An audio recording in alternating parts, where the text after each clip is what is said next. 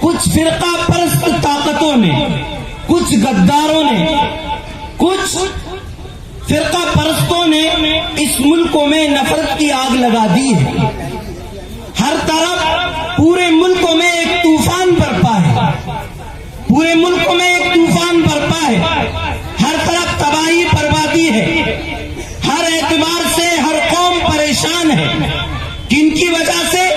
کچھ فرقہ پرستوں کی وجہ سے، کہ وطن کی باتیں جو سنانے لگیں گے، وطن کی باتیں جو سنانے لگیں گے تو پتھر بھی آنسو بہانے لگیں گے، تو پتھر بھی آنسو بہانے لگیں گے۔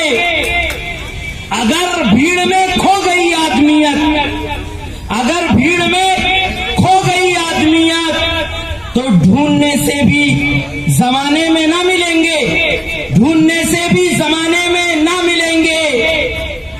جس سمت بھی نظر اٹھتی ہے شعلہ ہے، دھواں ہے، میں ڈھونڈتا ہوں میرا ملک کہاں ہے۔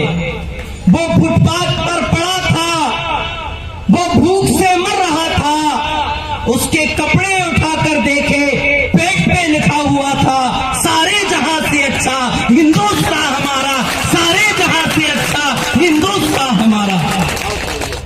یہ ملک ہے۔ اسلام نے امن و شانتی کی تعلیم دی ہے۔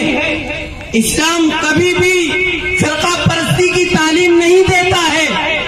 آئیے میں آپ کو میرے نبی کے دور کا ایک واقعہ آپ کو سناتا ہوں کہ ہمارے نبی کو ایک غزوے میں کامیاب ہوئے، فتح یاب ہوئے، ہزاروں کا مال و اسباب آیا، اس میں عورتیں بھی قیدی ہو کر آئیں، اس میں حاتم طائی مشہور کی بیٹی بھی گرفتار ہو کر آئی، اس کے سر پر دوپٹہ نہیں تھا۔ نبی پاک صلی اللہ علیہ وسلم نے حضرت بلال سے فرمایا، اے بلال، یہ میری چادر لے جاؤ اور اس لڑکی کے سر پر ڈال دو، اس لڑکی کے کانوں پر ڈال دو۔ حضرت بلال کہنے لگے، اے نبی، یہ مشرک کی بیٹی ہے، اے نبی پاک آپ کی چادر پاک ہے۔ میرے نبی نے فرمایا، سنیے کیا پیغام دیا ہے ساری انسانیت کو کہ بلال، بیٹی چاہے ہندو کی ہو، بیٹی چاہے یہودی کی ہو، بیٹی چاہے عیسائی کی ہو، بیٹی بیٹی ہوتی ہے، اس کا احترام کرنا تم پر لازم ہے۔ یہ ہے اسلام کی تعلیم۔ آج گجرات کا بھگوڑا، گجرات کا تاناشاہ آج ہم سے ہندوستانی ہونے کا ثبوت مانگتا ہے۔ میں بتاتا ہوں، تمہیں ثبوت چاہیے تو لو، ہم ثبوت دیتے ہیں کہ جس لال قلعے پر 15 اگست کو تم اس ملک کی عوام کو بے وقوف بناتے ہو، بھائیوں بہنوں کہہ کر پاگل بناتے ہو، وہ ہماری آئی ڈی ہے، وہ ہمارا ہندوستان ہونے کا ثبوت ہے۔ اس ملک میں نفرت کی آگ نہ پھیلاؤ۔ یہ ملک سارے لوگوں کا ہے، یہ ملک کسی ایک قوم کا نہیں ہے۔ اس ملک میں بسنے والا ہر انسان کو اپنے مذہب کے مطابق زندگی گزارنے کا حق ہے، اور یہ اس ملک کے دانشوروں نے یہ قانون بنایا ہے۔ بابا صاحب امبیڈکر نے 55 ملکوں کا سفر کیا، 3 سال کی کڑی محنت کے بعد اس ملک کا سمویدھان بنایا۔ تم اس قانون کو توڑنا چاہتے ہو، اس قانون کی دھجیاں اڑانا چاہتے ہو۔ یہ ملک تقسیم ہوا، پاکستان بنا، ہم چاہتے تو وہاں جا سکتے تھے لیکن ہم نہیں گئے۔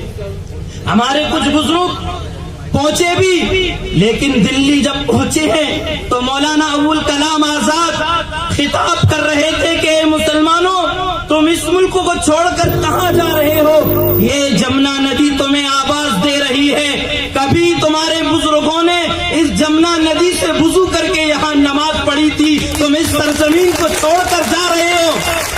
دہلی کی جامع مسجد کے مینار تمہیں آواز دے رہے ہیں، لال قلعہ تمہیں آواز دے رہا ہے، تاج محل کی خوبصورتی تمہیں آواز دے رہی ہے۔ تم اس ملک کو چھوڑ کر کہاں جا رہے ہو؟ آج تم ہم سے اس ملک کے وفادار ہونے کا ثبوت مانگتے ہو، ہم سے اس ملک کے ہم वतन परस्त हैं या दहशत गर्द हैं, इस बात का तुम सबूत मांगते हो। अरे हमें इस वतन से इतनी मोहब्बत है कि हमें अपने वतन से दोस्तों इतनी मोहब्बत है, हमें अपने वतन से दोस्तों इतनी मोहब्बत है, मोहब्बत से वतन की यो भी दामन भर लिया हमने, मोहब्बत से वतन की यो भी दामन भर लिया हमने। अगर बहरे वुजू पानी ना मिल सका हमको तो इस धरती की मिट्टी से तयम्मुम कर लिया हमने। ये है, हम मुसलमान हमेशा इस मुल्क का वफादार रहा है। अरे तुम गोडसे की नापाक औलाद, साबरकर की नापाक औलाद, हमने हमेशा इस मुल्क के लिए वफादारी की है। हमारे बुजुर्गों ने जेलों को आबाद किया और तुम लोग अंग्रेजों की चापलूसी करते थे, अंग्रेजों की दलाली करते थे और हिंदू मुस्लिम रहनुमाओं को गिरफ्तार करवाते थे, उनको जेलों में डालते थे। तुम हमसे हिंदुस्तानी होने का सबूत मांगते हो। मेरे अजीजों, मेरे दोस्तों, बिरादरान वतन, ये मुल्क किसी एक कौम का नहीं है, ये मुल्क सारे लोगों का है।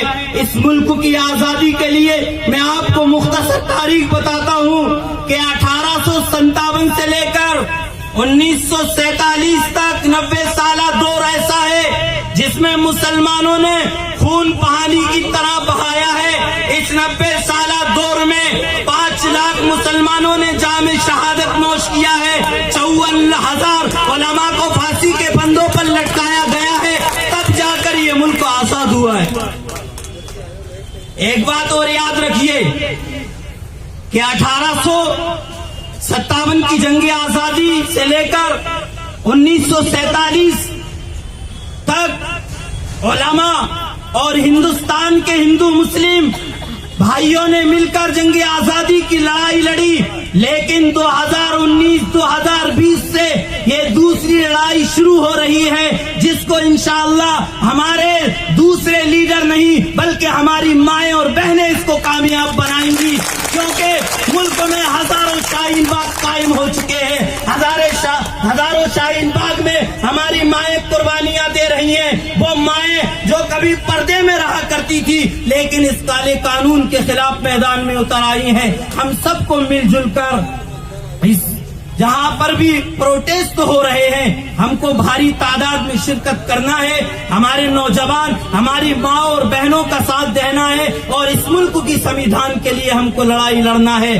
आखिर में मैं इस शेर के साथ अपनी बात को खत्म करता हूँ, क्योंकि हमारे दूसरे लोग भी यहाँ पर अपनी बात को पेश करने वाले हैं कि शिकस्ता पेड़ के पत्ते नहीं झड़ाते हम, शिकस्ता पेड़ के पत्ते नहीं झड़ाते हम, दहकती आग में तिनके नहीं गिराते हम, और हमारे खून के छींटे मिलेंगे इस सरहद पर, जिंदा कौम के पुतले नहीं जलाते हम।